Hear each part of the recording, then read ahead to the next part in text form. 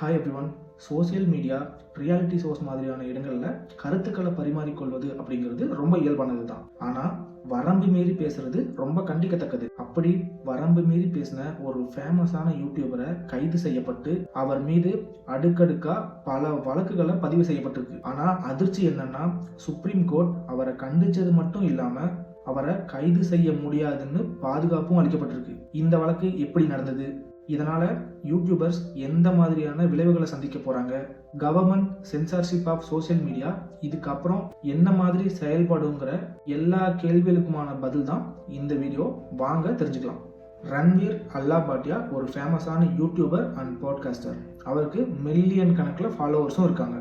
அவரோட channel name BeerBiceps. Motivational content, interviews, அப்புறம் self improvement டிப்ஸ்க்கு பேர் போன ஒரு சேனல் தான் அது.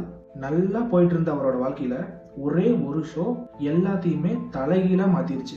இந்தியாஸ் காட் லேட்டன்ட் அப்படிங்கிற ஒரு ஷோல தகாத வார்த்தைகளை பயன்படுத்தியிருக்காரு. அதனோட விளைவாக மக்களிடையே பல எதிர்ப்புகளை சந்திச்சுட்டு இருக்காரு. மகாராஷ்டிரா, அஸ்ஸாம், ராஜஸ்தான் உள்ளிட்ட பல இடங்கள்ல FIR பதிவு செய்யப்பட்டிருக்கு. இதுல ரொம்ப முக்கியமான விஷயம் என்னன்னா, சுப்ரீம் கோர்ட் இப்ப வெளியிட்டிருக்க ஒரு அறிக்கை தான். கடந்த செவ்வாய்க்கிழமை சுப்ரீம் கோர்ட் அவர் இந்தியாஸ் காட் லேட்டன்ட் ஷோவில் பெற்றோர்கள் மற்றும் எக்ஸ் பத்தி எழுப்புன கான்ட்ரவர்சியலான ஸ்டேட்மெண்ட் ரொம்ப அசிங்கமானவை. இங்க நான் எக்ஸ்ன்னு சொல்றது எதை குறிக்கும்னு உங்களுக்கே நல்லா தெரியும். அது ஒரு பித்து பிடித்த மனநிலையை குறிக்கிறது, மிகவும் கண்டிக்கத்தக்கது அப்படின்னு சொல்லியிருக்காங்க. Bench of justice Suryakant and NK Singh என்ன உத்தரவிட்டிருக்காங்கன்னா, இதற்கு பிறகு எந்தவித புதிய கிரிமினல் கேஸும் அல்லாபாட்டியா மேல ரெஜிஸ்டர் பண்ணக்கூடாதுன்னு சொல்லியிருக்காரு. ஏதாவது மிரட்டல் வந்தால் அவருடைய பாதுகாப்பிற்காக மகாராஷ்டிரா மாநிலம் தானே போலீஸை உதவிக்கு அணுகலாம் அப்படின்னும், தற்போதைக்கு எந்த ஒரு நிகழ்ச்சியிலும் பங்கேற்க கூடாது எனவும் தடை செய்யப்பட்டிருக்கு. அவர் சார்ந்த எந்த நிகழ்ச்சியையும் நீதிமன்றத்தின் அனுமதி பெறாமல் அவர் தொடரக்கூடாது என உத்தரவு பிறப்பிக்கப்பட்டுள்ளது. யார் மூலமானா, அட்வொகேட் அபினவ் சந்திரசூட் மூலமா. அது மட்டும் இல்லாம அல்லாபாட்டியா தன்னுடைய பாஸ்போர்ட்டை தானே போலீஸ் ஸ்டேஷன்ல ஒப்படைக்குமாறும் அறிவுறுத்தப்பட்டுள்ளது. ஃபியூச்சர் இன்வெஸ்டிகேஷனுக்கு ஆஜராகி முழு ஒத்துழைப்பும் தரத்துக்கு ஒத்துக்கிட்டதுனால அவரை கைது செய்யக்கூடாதுன்னு நீதிமன்றம் தடை விதிச்சிருக்கு. அரசுல இருந்து தன்னை பாதுகாத்துக்கிறதுக்கு ஏற்கனவே சுப்ரீம் கோர்ட்ல அவங்க அப்ரோச் பண்ணியிருக்காங்க. அதோட அவரோட தனிப்பட்ட சுதந்திரத்தை பறிக்கிற வகையில பல FIRகள் போடப்பட்டிருக்குன்னு தெரிவிச்சிருக்காரு. அரை மணி நேரம் நடந்த விசாரணையோட முடிவுல இடைக்கால நிவாரணம் வழங்கப்பட்டிருக்கு. அதை தொடர்ந்து அல்லாபாட்டியாவோட ஸ்டேட்மெண்ட்க்கும் கண்டனம் தெரிவிச்சிருக்காங்க.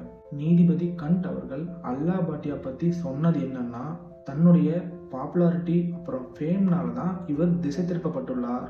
அதனோட விளைவாகத்தான் இந்த மாதிரி மோசமான செயலையும் மன நிலைமையையும் இடம் காலம் பார்க்காம வெளிப்படுத்த முடிஞ்சுது அப்படின்னு கோபமா சொல்லியிருக்காரு. பேசின வார்த்தைகள் ரொம்ப விபரீதமானது, மிகவும் கண்டிக்கத்தக்கதும் கூட. பெற்றோர்கள், சகோதர சகோதரிகள் மட்டும் இல்லாம ஒட்டுமொத்த சமுதாயத்துக்குமே அவமானத்திற்குரியதுன்னு சொல்லியிருக்காரு. பொறுப்புள்ள குடிமகன் செய்யக்கூடிய செயலா இது அப்படின்னு கேள்வியும் எழுப்பியிருக்கார். அல்லாபாட்டியாவோட அட்வொகேட் மிஸ்டர் சந்திரசூட் அவரோட கிளைண்ட் அல்லாபாட்டியாவோட கருத்துக்கள் தனிப்பட்ட முறையில அவரை வெறுப்படைய செஞ்சதுன்னு சொல்லியிருக்காரு. இதுவரை 3 FIRகள் தானே, குவஹாத்தி, ஜெய்ப்பூரில் பதிவு செய்யப்பட்டுள்ளதாகவும் மேலும் நிறைய FIRகள் பதிய வாய்ப்புள்ளதாகவும் அல்லாபாட்டியாவோட லாயர் சொல்லியிருக்காரு. அது எல்லாமே அன்ரிலேட்டட் அஃபென்ஸா பதிவு செய்யப்பட்டிருக்காங்க.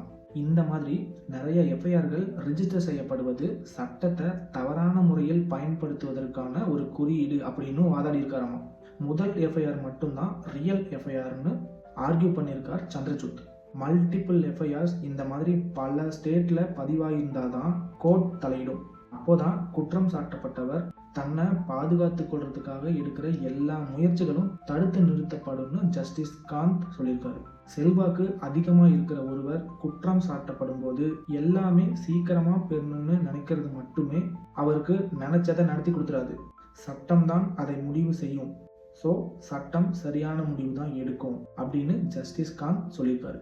இது வெறும் ஒரு யூடியூபரோட பிரச்சனை மட்டும் கிடையாது, இது ஒரு முக்கியமான பிரச்சனை.